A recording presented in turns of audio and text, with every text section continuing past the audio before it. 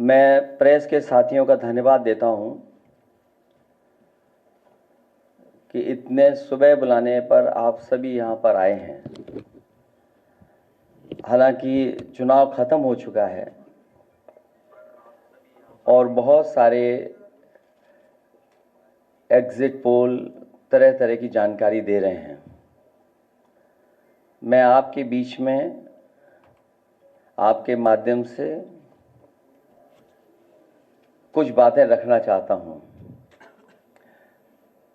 मैं शुरुआत करता हूं कि जितनी ऊंचाई पर जाकर कटती है पतंग, उतना ही बड़ा होता है उसका पतन। भाजपा कई दोषों के लिए जिम्मेदार है। सामाजिक रूप से भाजपा ने देश में सौहार्द बिगाड़ा, व भाईचारा खत्म किया, जाति के खिलाफ जाति, संप्रदाय के खिलाफ संप्रदाय लड़वाया, संविधान द्वारा दिए गए आरक्षण को साजिशन खत्म करने के लिए बेरोजगारों से छल किया, पेपर लीक कराए, देश के लिए आगे बढ़कर लड़ने वालों की बहन बेटियों के लिए जानबूझकर अपने मंत्रियों से अपशब्द कहलवाए बढ़ाए, मणिपुर हाथरस महिला पहलवान, पिछड़े दलित अल्पसंख्यक व आदिवासियों पर अत्याचार और सबसे खराब व्यवहार किए जाने के लिए रिकॉर्ड बना। आर्थिक रूप से इलेक्टोरल बॉन्ड का ऐतिहासिक भ्रष्टाचार किया। इलेक्टोरल बॉन्ड के माध्यम से पैसा कमाने के लिए मुनाफाखोरी को बढ़ावा दिया, जिसने महंगाई को बढ़ाया। अपने फायदे के लिए भाजपा ने जनता पर बेतहाशा महंगाई थोप दी, नोटबंदी से व्यापार का चौपट कर दिया, भ्रष्ट जीएसटी से छोटे दुकानदार तक को मंदी का शिकार बना दिया, किसानों की जमीन हड़पनी चाहिए, काले कानून लाने चाहे, खाद की बोरी की चोरी की, लाभकारी मूल्य नहीं दिया, 35 सालों की सबसे बड़ी बेरोजगारी में देश को धकेला, महंगाई से गरीब को और गरीब बना दिया, अमीरों के अरबों के लोन माफ किए लेकिन किसानों के ऋण के लिए आत्महत्या के लिए मजबूर किया, ब्याज की दरें घटाकर मध्यम वर्ग की बचत को बेकार कर दिया, बैंकों में तरह तरह के चार्ज और पेनल्टी से लोगों के खाते दीमक की तरह अंदर ही अंदर खा गए, बैंक लॉकरों के नाम पर जिम्मेदारी से पल्ला झाड़ लिया, नैतिक रूप से चंदे तक का पैसा खा गए, केयर फंड के नाम के आगे पीएम के नाम का इस्तेमाल करके बाद में हिसाब देने से मना कर दिया, अपराधियों को शामिल करने, उनके कृत्यों पर पर्दा डालना, जैसे मणिपुर में अपने संगी साथियों द्वारा बेटी के साथ मानवीय व्यवहार में, बीएचयू छात्र अभद्रता कांड में, खीरी किसान हत्याकांड में, हाथरस की बेटी के बलात्कार हत्या व कानपुर देहात कांड में जहां मां बेटी को झोपड़ी में जिंदा जलाकर मार डाला, ऐसे अनगिनत उदाहरण हैं। शारीरिक रूप से देखें तो भाजपा लोगों के शरीर स्वास्थ्य से भी खिलवाड़ किया, उसके भी दोषी हैं।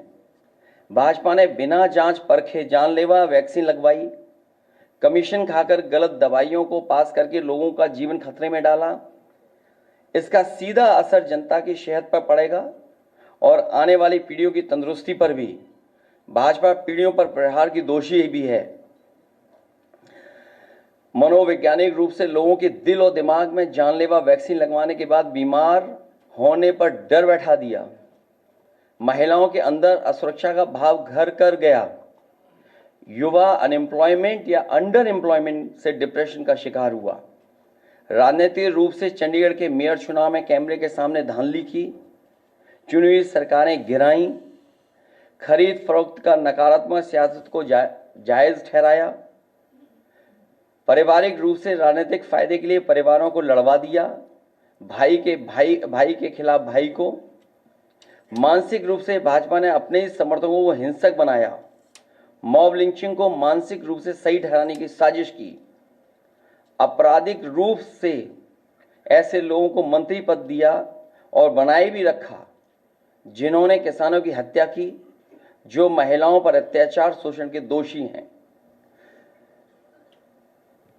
न्यायालय तक में अपने लोग पिछले दरवाजे से सेट किए, न्यायाधीशों से खुलकर एक विचारधारा विशेष के लिए बयान दिलवाए, न्यायाधीशों को राजनीतिक पदों पर लालच देकर कानून तक को अपनी भ्रष्ट सोच से यही काम यूनिवर्सिटी, कॉलेज, स्कूलों में किया।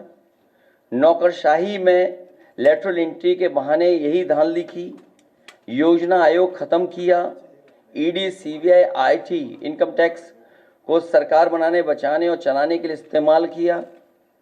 झूठे आंकड़ों से देश और दुनिया को छला, जिससे अंतर्राष्ट्रीय स्तर पर भारत को विकासशील देशों की भाजपा ने इन्हीं सब कारणों से देशवासियों की जिंदगी को खतरे में डाल दी। भाजपा का झूठा राष्ट्रवाद, चीन की घुसपैठ से रजांगला मेमोरियल जैसे शहीदों के बलिदान का स्मारक तक नहीं बचा पाए। भाजपा की भ्रष्ट नीतियां बीते कल के लिए नहीं बल्कि भविष्य में भी देश की रक्षा के लिए असमर्थ व अक्षम है। इसलिए जनता इस बार गांधी जी को याद करते हुए करो या मरो की तरह आंदोलित हो गई है।